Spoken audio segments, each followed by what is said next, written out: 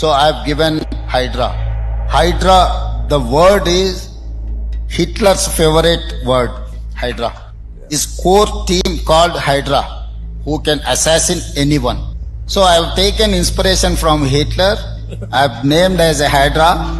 I have established a organization with a senior IPS officer. I have given 3,000 retired army people and others.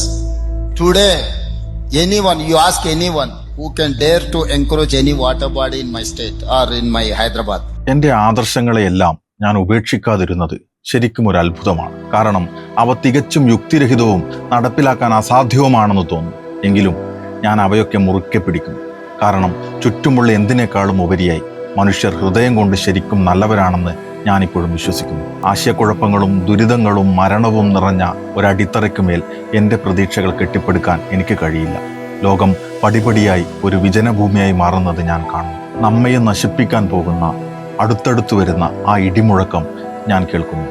ദശലക്ഷക്കണക്കിന് ആളുകളുടെ ദുരിതം എനിക്ക് അനുഭവിക്കാൻ കഴിയുന്നുണ്ട്. എന്നിട്ടും ഞാൻ ആകാശത്തേക്ക് നോക്കുമ്പോൾ ഇതെല്ലാം ശരിയാകുമെന്നും ഈ ക്രൂരതയ്ക്കും ഒരവസാനം ഉണ്ടാകുമെന്നും സമാധാനവും ശാന്തതയും വീണ്ടും തിരിച്ചു വരുമെന്നും ഞാൻ കരുതുന്നു. ലോക ചരിത്രത്തിലെ തന്നെ ഏറ്റവും പ്രതീക്ഷ തുളുമ്പുന്ന വാക്കുകളായിരുന്നു ഇത്. ഇതൊരു ഡയറിയിൽ എഴുതപ്പെട്ടതാണ്. 1944 ജൂലൈ 15. വെറും ഒരാഴ്ച കൊണ്ട് ഈ വാക്കുകൾ അത്രയും നിസ്സഹായമായി. 13ാമത്തെ വയസ്സിൽ ഹിറ്റ്ലറുടെ നാസി പട്ടാളം അവരെക്കാലത്തും വെച്ചു പുലർത്തിയ ജൂതവിരോധത്തിന്റെ പേരിൽ ഈ പെൺകുട്ടിയെയും അവരുടെ കുടുംബത്തെയും തടങ്കൽ പാളയത്തിലേക്ക് കൊണ്ടുപോയി. 15ാമത്തെ വയസ്സിൽ ഏറ്റവും വൃത്തിഹീനമായ തടവറയിൽ നിന്നും തനിക്ക് കിട്ടിയ പകർച്ചവ്യാധിയുടെ ഓഹരി കൈപ്പറ്റി ആ പെൺകുട്ടി ഭൂമുഖത്ത് നിന്ന് എന്നേക്കും അപ്രത്യക്ഷമായി. ഒടുവിൽ ലോകത്തോട് പറയാൻ വേണ്ടി അവൾ എഴുതി വെച്ച ഡയറി കിറ്റി എന്ന തന്റെ ഭാവനാ സൃഷ്ടിയായ സുഹൃത്തിനോട് സംവദിക്കുന്ന പോൽ എഴുതി വെച്ച കുറിപ്പുകൾ അവളുടെ ദുരിത ജീവിതത്തെ ലോകത്തിന് കാണിച്ചു കൊടുത്തു. ആൻ ഫ്രാങ്കിന്റെ ഡയറി കുറിപ്പുകൾ.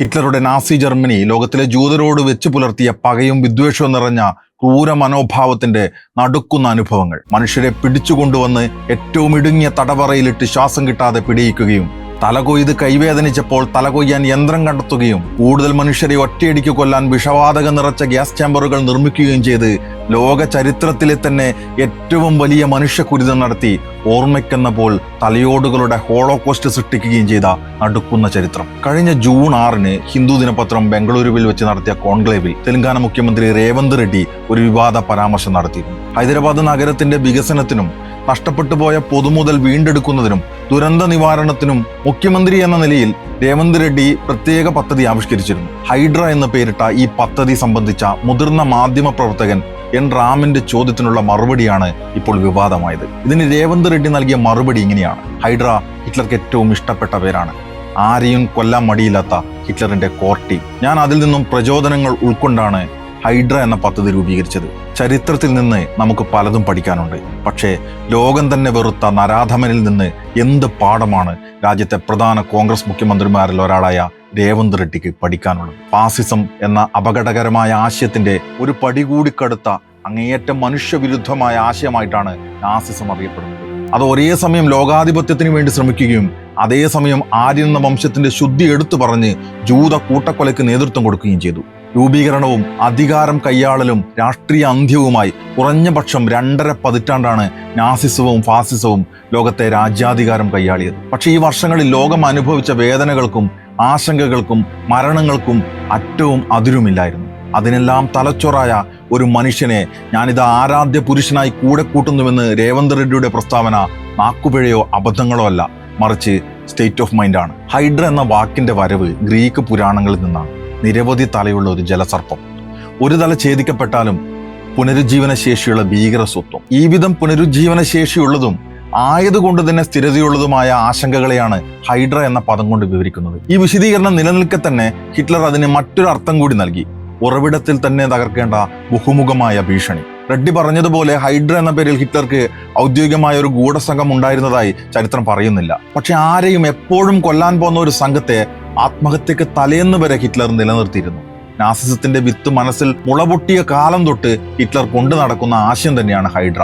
2 സന്ദർഭങ്ങളിലാണ് ഹൈഡ്രയെ ഹിറ്റ്ലർ ഉപയോഗിച്ചിട്ടുള്ളത്. അതിൽ ഏറ്റവും പ്രധാനപ്പെട്ടത് അയാളുടെ ആത്മകഥയായ മെയിൻ കാഫിലെ പരാമർശങ്ങളാണ്. 1923 അന്നുണ്ടായിരുന്ന ജർമ്മൻ ഭരണകൂടത്തെ സ്ഥാനഭ്രഷ്ടരാക്കാൻ ശ്രമിച്ചതിന്റെ പേരിൽ ലാൻസ്ബർഗ് ജയിലിൽ കഴിയുന്ന അവസരത്തിലാണ് മെയിൻ കാഫിന്റെ ആദ്യ ഭാഗം ഹിറ്റ്ലർ എഴുതി പൂർത്തിയാക്കുന്നത്. ആത്മകഥയിൽ പ്രധാനമായും ഉന്നയിച്ച ഹൈഡ്ര പ്രയോഗം ഫ്രാൻസിനെ കുറിച്ചാണ്. ഫ്രാൻസിന്റെ രാഷ്ട്രീയ നടപടികൾ ഹൈഡ്രയുടെ പ്രവർത്തനങ്ങൾ പോലെയാണെന്ന് അതിൽ ഹിറ്റ്ലർ പറഞ്ഞു വെക്കുന്നു.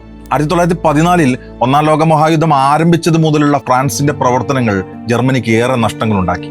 യുദ്ധാനന്തരം വേഴ്സായി സന്ധിയിലൂടെ ധാതു സമ്പന്നമായ അൽസേസ് ലൊറൈൻ പ്രദേശം ഫ്രാൻസ് സ്വന്തമാക്കി. ഇതുകൊണ്ടൊക്കെ തന്നെ ഫ്രഞ്ച് ഹൈഡ്രയുടെ തല എന്നേക്കും അവസാനിപ്പിക്കേണ്ടതുണ്ടെന്ന് ഹിറ്റ്ലർ എഴുതി. പിന്നീടുള്ള എഴുത്തുകളിലും നിരവധി പ്രസംഗങ്ങളിലും പാർലമെന്റായ റെയ്സ്റ്റാഗിൽ ഉൾപ്പെടെ ഹിറ്റ്ലർ നടത്തിയ ഹൈഡ്ര പ്രസംഗങ്ങൾ അത്യന്തം വംശീയമായിരുന്നു. ജൂത സമൂഹത്തെ ഒന്നാകെ ഹൈഡ്രയോടാണ് ഹിറ്റ്ലർ കൂട്ടിക്കെട്ടിയത്. ആഗോള ജൂത സമൂഹവും അന്താരാഷ്ട്ര ജൂത സമ്പദ് വ്യവസ്ഥയും ബഹുമുഖങ്ങളുള്ള ഭീകരരൂപിയാണെന്ന് തന്നെ അയാൾ പ്രസംഗിച്ചു. ചോരയ്ക്കും പണത്തിനും വേണ്ടി ആർത്തി പൂണ്ട് ജർമ്മൻ ജനതയെ അടിച്ചമർത്തുന്ന അക്രമകാരികളാണ് ജൂതന്മാരെന്ന വംശവെറി ഹിറ്റ്ലർ വ്യാപകമായി ഉപയോഗിച്ചു. നമ്മുടെ രാജ്യവും നമ്മുടെ ജനങ്ങളും ഇരയായി തീർന്നാൽ ഈ ഭൂമി മുഴുവൻ ജൂത ഹൈഡ്രയുടെ ഇരയായി മാറുമെന്ന് ഹിറ്റ്ലർ നിരവധി തവണ പ്രസംഗിച്ചു. ഹിറ്റ്ലറുടെ രണ്ടാമത്തെ പുസ്തകമായ സീക്രട്ട് 1928 മാനുസ്ക്രിപ്റ്റിലും ഇതേ ഹൈഡ്ര പരാമർശം കാണാം. മാർസിസം, ജനാധിപത്യം, മറ്റ് വൈദേശിക ശക്തികൾ എന്നിവയെല്ലാം ഹിറ്റ്ലർ ഹൈഡ്ര എന്ന പദത്തിന്റെ വിവിധ പടികളിൽ കൂട്ടിക്കെട്ടാൻ ശ്രമിച്ചു. തീർത്തും അമാനവികമെന്ന അർത്ഥത്തിലാണ് ഹിറ്റ്ലർ ഹൈഡ്ര എന്ന പദം ഉപയോഗിച്ചത്. ആ പദമാണ് മറ്റെന്തോ വിശുദ്ധ പദമായി കണ്ട് ആരാധനയോടെ രേവന്ത് റെഡ്ഡി കൊണ്ടു നടക്കുന്നത്. Hyderabad disaster response and asset protection agency എന്നാണ് രേവന്ത് റെഡ്ഡി ഹൈഡ്രക്ക് നൽകിയിരിക്കുന്ന പൂർണ്ണരൂപം. ഒരു IPS ഓഫീസറുടെ നേതൃത്വത്തിൽ നടക്കുന്ന ഈ പരിപാടിയുടെ ഭാഗമായി ഹൈദരാബാദിൽ നടക്കുന്നത് അക്ഷരാർത്ഥത്തിൽ ബുൾഡോസർ രാജാണ്. സാധാരണക്കാരുടെയും കുറഞ്ഞ വരുമാനക്കാരുടെയും കിടപ്പാടങ്ങൾ ഇതിനകം നഷ്ടമായി. നിയമസാധുതകൾ ഉറപ്പാക്കി ബാങ്ക് ലോൺ തരപ്പെടുത്തിയെടുത്ത വീടുകളിൽ വരെ രേവന്തിന്റെ ബുൾഡോസർ പാഞ്ഞു കയറി. ഇതിന് പിന്നിൽ പ്രവർത്തിക്കുന്നത് രേവന്തിൽ നിന്നും പൂർണ്ണമായി ചോർന്നു പോവാത്ത പഴയ സംഘടനയുടെ ആശയങ്ങളാണ്. വിദ്യാർത്ഥി കാലയളവിൽ ABVPയുടെ പ്രധാന പ്രവർത്തകനും അതുവഴി RSSന്റെ പ്രചാരകവും കൂടിയായിരുന്നു രേവന്ത്. RSS എന്ന സംഘടന തന്നെ രൂപപ്പെട്ടത് ഫാസിസത്തിന്റെ സംഘടനാ രൂപത്തിന്റെ ഇന്ത്യൻ പതിപ്പായിട്ടാണ്. 1931 വട്ടമേശ സമ്മേളനത്തിൽ പങ്കെടുക്കാൻ ചെന്ന ഹിന്ദു മഹാസഭയുടെ പ്രധാന നേതാവും RSSന്റെ പ്രഥമ സർസംഘചാലകായ KB ഹെഡ്ഗേവാറിന്റെ രാഷ്ട്രീയ മെന്റർ കൂടിയായ ബാലകൃഷ്ണ ശിവറാം മൂഞ്ചെ ഹിറ്റ്ലറുടെ തോഴൻ മുസോളിനിയുമായി കൂടിക്കാഴ്ച നടത്തിയിരുന്നു. വിവിധ പ്രായക്രമത്തിൽ കുട്ടികളെ ചേർത്ത് ഗ്രൂപ്പുകളായി നടത്തുന്ന കായിക പ്രവർത്തനങ്ങളും അവരിൽ ചെറുപ്പം തൊട്ട് ഇഞ്ചക്ട് ചെയ്യപ്പെടുന്ന ഫാസിസത്തിന്റെ അടിസ്ഥാന ആശയങ്ങളും BS മൂഞ്ചയ്ക്ക് വല്ലാതെ ഇഷ്ടപ്പെട്ടിരുന്നു. ഇന്ത്യയിലും ഇത്തരമൊരു സംഘം ആരംഭിക്കുന്നതിന് വട്ടമേശ സമ്മേളനം കഴിഞ്ഞ് കപ്പൽ കയറുന്ന ദിവസം അയാൾ ഡയറിയിൽ കുറിച്ചു വെച്ചിരുന്നു. ആ ആഗ്രഹം ഹെഡ്ഗേവാറിലൂടെ മൂഞ്ച നടപ്പിലാക്കി. ഇന്ന് കാണുന്ന RSS എന്ന സംഘത്തിന്റെ പിറവിക്ക് പിന്നിൽ പോലും ഈ ഫാസിസ്റ്റ് ആശയത്തിന്റെ കൈകടത്തലുണ്ട്. ഇതര മതസ്ഥരെ, പാവപ്പെട്ടവരൊക്കെ വഴിയാധാരമാക്കുന്ന രേവന്ത് റെഡ്ഡിയിൽ പ്രവർത്തിക്കുന്നത് പോയ കാലത്തിലെ സംഘബന്ധത്തിന്റെ കെട്ടുപാടുകളാണ്. അതിലൂടെ വെളിച്ചം കാണുന്നത് ഫാസിസത്തിന്റെ മുഖം മൂടിയാണ്. ഹൈഡ്ര കേവലം ഒരു വാക്കല്ല, വരാനിരിക്കുന്ന കോൺഗ്രസ് ഫാസിസത്തിന്റെ കരുതിവെപ്പ് കൂടിയാണ്.